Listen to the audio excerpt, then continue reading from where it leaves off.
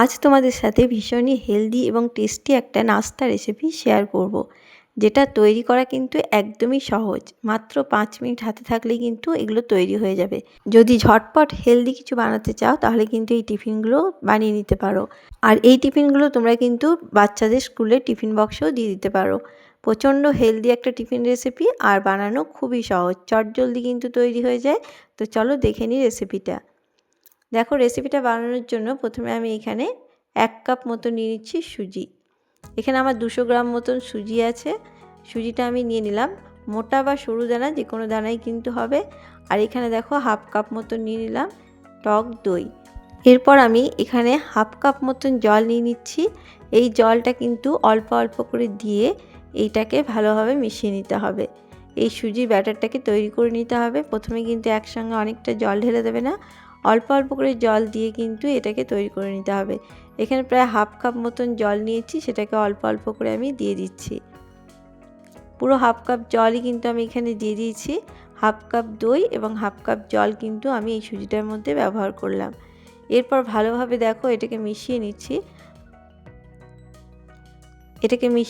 দেখতেই পাচ্ছ। এরপর মিশিয়ে এটাকে আমি ঢাকা দিয়ে কিছুক্ষণের জন্য রেস্ট রেখে দেবো। সুজিকে সবসময় যদি নাস্তা বা টিফিন বানানোর আগে এইভাবে যদি ঢাকা দিয়ে রেখে দাও তাহলে কিন্তু সুজিটা অনেকটাই ফুলে যাবে। তো এটাকে আমি রেখে দিচ্ছি 10 মিনিটের জন্য। 10 মিনিট পর দেখো আমি ফিরে এলাম। সুজিটা কিন্তু অনেকটাই ফুলে গেছে আর দেখো অনেকটাই কিন্তু শুকনো ভাব হয়ে গেছে, দেখতেই পাচ্ছ। কিন্তু এর মধ্যে আমি আরও একটু জল ব্যবহার করলাম, একদমই 1 চামচ মতন। খুব বেশি কিন্তু এই ব্যাটারটা পাতলা হবে না, এরকম ঘনত্বেরই তৈরি করে রাখতে হবে। বেশি পাতলা করলে কিন্তু টিফিনগুলো ভালোভাবে তৈরি করতে পারবে না। একটু ঘনভাবেই কিন্তু এই ব্যাটারটাকে তৈরি করে নিতে হবে। আর ভালোভাবে দেখো আমি কিন্তু মিশিয়ে নিচ্ছি আর এটা খুব সুন্দরভাবে কিন্তু ফুলে গেছে এবং নরমও হয়ে গেছে সুজিগুলো। দেখো ব্যাটারটা রেডি হয়ে গেছে। এরপর আমি এখানে কিছু ভেজিটেবল যোগ করব। দেখো প্রথমে আমি এখানে নিয়ে নিচ্ছি পেঁয়াজ কুচি। তোমরা যদি পেঁয়াজ কুচিটা না খেতে চাও স্কিপ করতে পারো। আর নিয়ে নিচ্ছি টমেটো কুচি। এখানে 1/2 মতন টমেটো, মিডিয়াম সাইজের 1/2 টমেটো এখানে আছে, ছোট্ট ছোটো করে কুচি করে নিয়েছি। আর এখানে দেখো ক্যাপসিকাম নিয়ে নিচ্ছি, এটাও কিন্তু একটার 1/2 ক্যাপসিকাম আছে, সেটাকেও ছোট্ট ছোটো করে কুচি করে নিয়েছি। আর নিয়ে নিচ্ছি কাঁচা লঙ্কা কুচি, ঝালটা তোমরা বুঝে দেবে। আর দিয়ে দিচ্ছি স্বাদ মতন লবণ। এখানে চাইলে তোমরা কিন্তু আরও ভেজিটেবল যোগ করতে পারো। যে কোনো সবজি বা ভেজিটেবল দিয়ে তোমরা এগুলোকে তৈরি করে নিতে হবে। যত ভেজিটেবল দেবে এটা কিন্তু হেলদি টিফিন তৈরি হয়ে যাবে।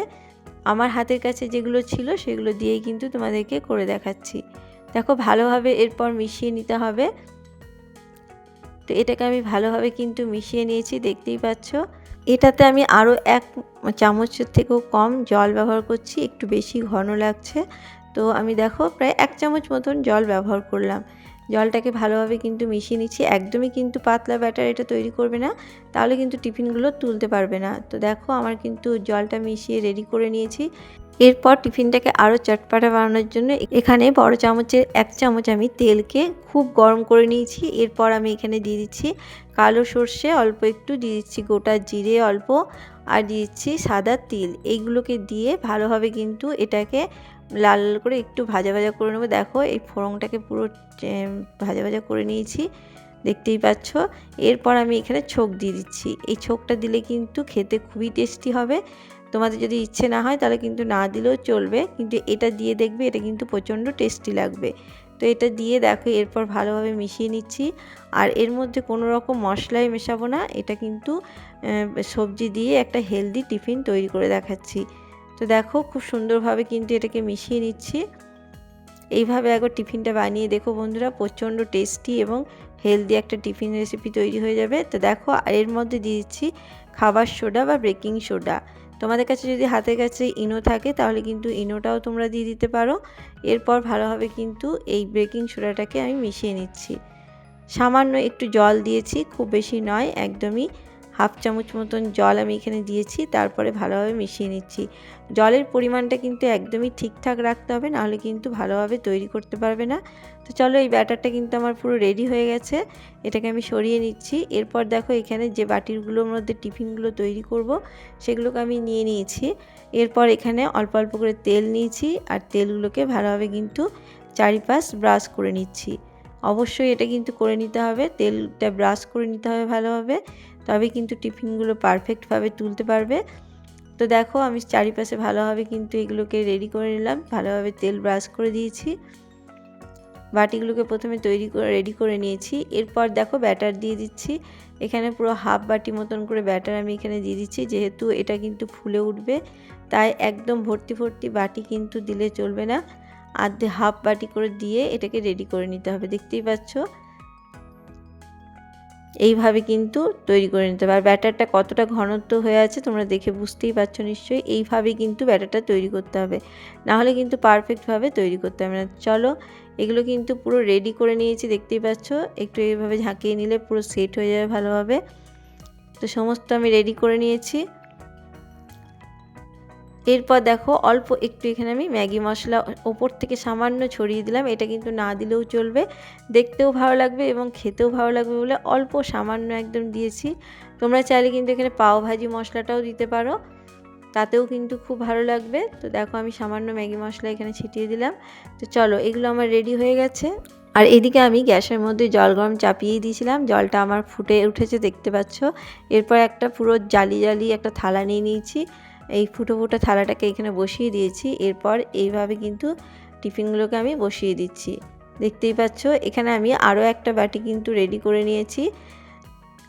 তো 4টে বাটিকে আমি এইভাবে বসিয়ে দিলাম। এরপর আমি এটাকে ঢাকা দিয়ে কিছুক্ষণের জন্য হতে দেবো। এটাকে প্রায় 10 মিনিট মতন রাখলেই কিন্তু রেডি হয়ে যাবে।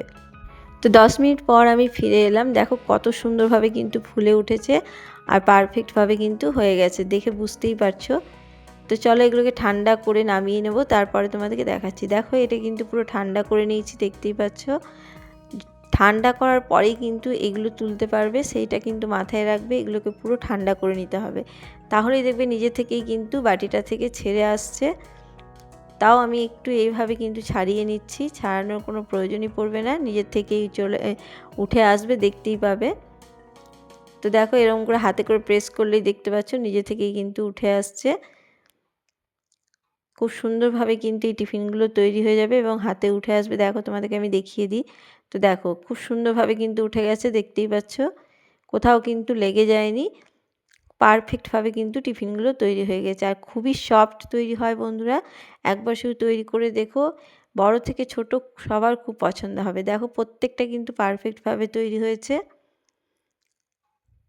আর প্রচণ্ড হেলদি একটা টিফিন রেসিপি। যারা একটু তেল মশলা কম দিয়ে খাবার খেতে চাও, টিফিন খেতে চাও, তারা কিন্তু এই টিফিনগুলোকে অবশ্যই বানিয়ে নিতে পারো। এইভাবে টিফিন বানালে খেতেও খুব ভালো লাগে। তো কেমন লাগলো আমাদের আজকে রেসিপি অবশ্যই কিন্তু জানাতে ভুলবে না। তোমাদেরকে আমি একটা ভেঙেও দেখাবো কেমন হয়েছে আর কতটা সফট হয়েছে, দেখে নিশ্চয়ই বুঝতেই পারছো। একদম স্পঞ্জি তৈরি হয়েছে। এরকম একটা হেলদি টিফিন রেসিপি কিন্তু খুব ঝটপট তৈরি করে নিতে পারবে। হাতে যদি সময় কম থাকে একবারে বন্ধুরা, এই টিফিনটা তোমরা ঝটপট বানিয়ে নিতে পারো। দেখতে পাচ্ছ কতটা স্পঞ্জি হয়েছে আর ভেতরটা পারফেক্টভাবে তৈরি হয়ে গেছে। আমার আজকের রেসিপি যদি তোমাদের ভালো লেগে থাকে বন্ধুরা, তাহলে অবশ্যই কিন্তু চ্যানেলটিকে সাবস্ক্রাইব করে দিয়ে আমার পাশে থাকার অনুরোধ রইল। আজকে এই পর্যন্তই। সবাই ভালো থাকবে, সুস্থ থাকবে। ধন্যবাদ।